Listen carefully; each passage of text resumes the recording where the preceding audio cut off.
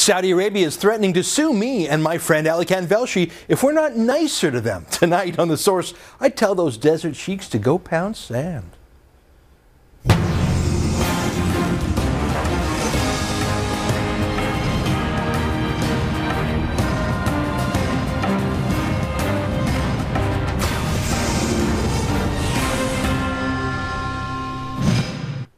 Welcome to a very special edition of The Source. We're under attack. Me, my ideas, and my friends are all under attack, but far more importantly, Canada is under attack. Our Canadian values of freedom of speech are under attack. One of the most brutal dictatorships in the world has targeted us. Saudi Arabia, a country so fascist that it's actually named after the Saud family that owns it, has decided that I shouldn't be allowed to say what I say here in Canada. So they've hired one of the world's largest law firms, a 2,600 lawyer monstrosity called Norton Rose, to threaten me into silence and to threaten anyone in Canada who supports what I'm saying. Let me tell you what's happened. It all started when I wrote a book a year ago called Ethical Oil, the case for Canada's oil sands. You've heard me talk about this book on the show a dozen times. It's a pretty simple argument, really.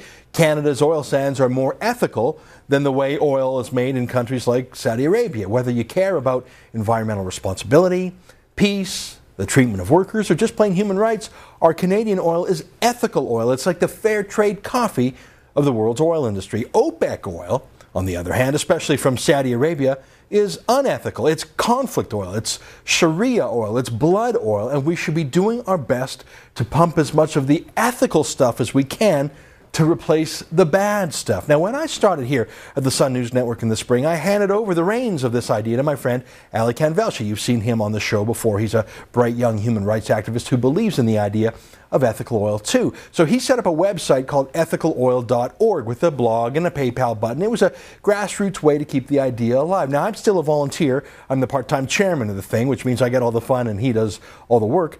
But Ali can produce a short YouTube ad that contrasts the difference between how we treat women here in Canada versus how they treat women in Saudi Arabia. For example, here's the mayor of Fort McMurray.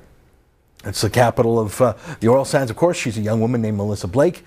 How many young women mayors do you think there are in Saudi Arabia? Exactly, there are none. It's against the Constitution there because their Constitution is the Quran. They follow Sharia law. So here's the YouTube ad that Ali Khan put together. Check this out. Fact. Last year we bought over 400 million barrels of oil from Saudi Arabia. We bankrolled a state that doesn't allow women to drive, doesn't allow them to leave their homes or work without their male guardian's permission, and a state where a woman's testimony only counts for a half of a man's. Why are we paying their bills and funding their oppression? Today there's a better way. Ethical oil from Canada's oil sands. Ethical oil, a choice we have to make. Look, as you can see, it's not really controversial. I mean, everyone knows that women aren't allowed to drive or vote or even go outside without a burqa on in that medieval-style theocracy. Well, Ali Khan scraped together some dough to actually put this ad on TV, not just on the internet. And as with all ads like this, it had to be approved by something called the Television Bureau of Canada's Telecaster Services, or Telecaster for short. That's an agency that makes sure TV ads are factually accurate and appropriate for broadcast in Canada. I mean, obviously this ad was approved as accurate. I mean, it's even footnoted, for crying out loud. Now, Ali Khan ran the ad for a week on the Oprah Winfrey Network, which is fitting because that's a channel for women, about women. Frankly, it's a liberal channel, which is a perfect fit. But then Ali Khan got a tip. The dictatorship of Saudi Arabia paid one of the world's largest law firms to send a threatening letter to Telecaster demanding that our ad have its permission revoked. Telecaster ignored the lawyers. The ad still has their approval, but they were kind enough to tip us off to the legal threat against them and to let us know the name of the lawyer doing the threatening. His name is Rahul Agrawal. And there's a picture of him from his official page at the law firm. Now, ethicaloil.org had our lawyer, Tom Ross, contact Agrawal and ask him what the problem was. We'll have Tom on a bit later in the show, and you can hear from him directly. Now, you might remember Tom as the lawyer who fought for my freedom of speech when the Human Rights Commissions came after me a few years ago. Anyways, Agrawal admitted to Tom that he had, in fact, contacted TV broadcasters around Canada on behalf of the Saudis, threatening them not to air the ad. He admitted it. And then Agarwal actually threatened Ethical Oil, of which I'm the volunteer chairman. Agarwal asked Tom if he'd accept service of a lawsuit against us, against me, seriously. I'm going to show you the exchange of emails the two of them had because I want you to see the exact words he used and how obstinate he was. Here's Agarwal's letter to Tom. They had just had a phone call, and this is him acknowledging that he works for the Saudis and he wants to sue Ethical Oil and me. This is from September 6th. Mr. Ross, we represent the Kingdom of Saudi Arabia. We expect to be contacting Ethical Oil on behalf of our client in due course.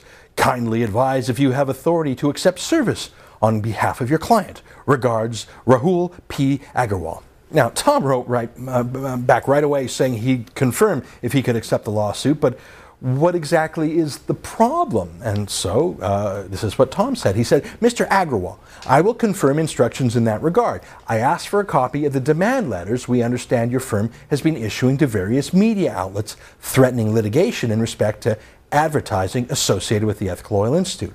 Will you or will you not be providing me with a copy of that correspondence? Regards, Tom Ross. No answer.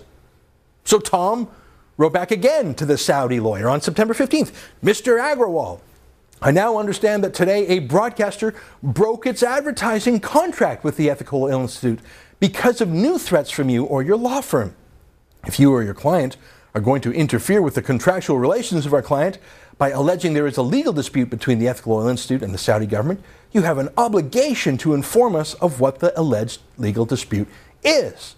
Regards, Tom Ross. Pretty sensible to me. So TV stations were actually canceling contracts with Ethical Oil because of Norton Rose's threats. But Agarwal still wasn't telling us what the problem was. And then this. On September 15th, he writes to Tom Ross again, Mr. Ross, we do not intend to provide you with copies of our correspondence with third parties. As we advised previously, any contact to be made with Ethical Oil directly will be done so in due course. Regards, Rahul Agarwal. You got it? So Rahul Agarwal, a lawyer at one of the largest law firms in the world, has threatened me and the Ethical Oil website with a lawsuit, but he wouldn't tell us what was wrong. But then they were using that pretend legal threat to scare off broadcasters. So they were telling broadcasters they'd better not air the ad or they'd be sued along with me. But they haven't actually sued me yet. It was all a shakedown, a scare tactic to scare broadcasters out of running that ad. Saudi bullying here in Canada. And it worked. Two different networks, including CTV, Canada's #1 private broadcaster, canceled their deal with the Ethical Oil website. CTV is, of course, owned by Bell, which refuses to offer the Sun News Network to subscribers, so they're used to censorship. Hey, granted, it was only for a few thousand bucks worth of ads, but that's not the point. The point is censorship because of legal threats from Saudi Arabia's lawyers. Now, I invited Agarwal on the show to explain himself. Not surprisingly, he has not accepted. That's the Saudi way. I guess they're not much into debating over there. Now, I don't blame Agarwal for having a dictatorship as a client. I mean, even mass murderers like Paul Bernardo have the right to a lawyer, don't they? I mean, it doesn't mean that the lawyer necessarily agrees with the client. I mean, Agarwal actually seems like a nice enough guy. He was a champion debater back in college. Sounds like he'd be a good interview guest. Here's a shot of him at that debate championship having some fun, a little drink, something that's illegal back in Saudi Arabia. Or here's him having some fun with a woman who was not in a burqa. That's also illegal in Saudi Arabia. So Agarwal looks like a fun guy who just happens to have a misogynistic medieval dictator for a client. I bet they pay pretty well. I mean, Agarwal is a Norton Rose kind of guy. The firm has a progressive diversity policy and is very concerned about human rights, so they say. They have a lesbian, gay, bisexual, and transgender network at the firm. They have many feminist initiatives and had a big celebration for International Women's Day. In other words, they really want you to think they're liberal and progressive and care about human rights. That's what they say publicly. But privately, they take money from Saudi tyrants to chill Canadian broadcasters into silence. I guess my question for good guys like Agarwal is, how long can you call yourself a feminist firm when you take money from people who beat women for the crime of being raped? How long can you call yourself a lesbian and gay-friendly law firm while helping a regime where homosexuality is a crime? Isn't it weird to party with booze and girls while taking cash from people who live in a medieval theocracy where those things are banned? I asked Agrawal questions like this by email. I invited him on the show. But you know, he's not so much into debating anymore these days. I also asked the Saudi ambassador to come on the show to debate this. Of course, he didn't accept either. Frankly, I don't know if a Saudi ambassador would ever debate a Jew. Look, Saudi Arabia is an enemy of Canada. They're an enemy of the West. They are an enemy of freedom. Remember, 15 out of the 19 hijackers on 9/11 came from Saudi Arabia. Osama bin Laden was from a prominent Saudi family. Saudi Arabia continues to finance terrorism around the world to this day. Now, normally Saudi Arabia likes to bully people in the dark. They don't have a free press over there. They don't like groups like Amnesty International seeing what they're up to. They like the shadows. They're trying to keep their bullying of Canadian media companies secret too. They won't release the threatening letters they admit that they have sent. But why would the Saudis risk public embarrassment by fighting with me and with a little web-based group like ethicaloil.org? I mean, I think the answer comes from a Saudi billionaire. Here's Prince Walid bin Talal telling CNN his thoughts on the oil sands. Listen to this. We want the price to be between 70 and 80, not only to help the West, but also to help ourselves. We don't want the West to go and find alternatives, because clearly the higher price oil goes, the more you have incentive to go and find alternatives. Did you catch that? The Saudi prince didn't use the word oil sands. He said alternatives. That's what the oil sands are, an alternative source, an unconventional source, 173 billion barrels that could actually replace all of Saudi Arabia's imports to the United States. The Saudis don't want that to happen. That's why they don't want the price of oil to get too high, because people might invest in the oil sands. So like Greenpeace, the Saudis hate our oil sands. But the Saudis are usually content to let Greenpeace do the heavy lifting. But this time the Saudis were caught red-handed because we got the tip from Telecaster. The Saudis are now threatening me and ethicaloil.org with a lawsuit. Look, let's be honest, that's not important. They're threatening Canadian media companies with lawsuits, and those companies are caving. That is important. CTV caving is important. It's destroying our culture of freedom and replacing it with a Saudi culture of tyranny and bullying and censorship. They're attacking us because we shone a light of scrutiny on their treatment of women and minorities. They want to roll back our culture of equality of the sexes too. They want that whole discussion to be off limits. They want to drive that discussion off our TV screens here in Canada, not just over in Saudi Arabia. And look at why.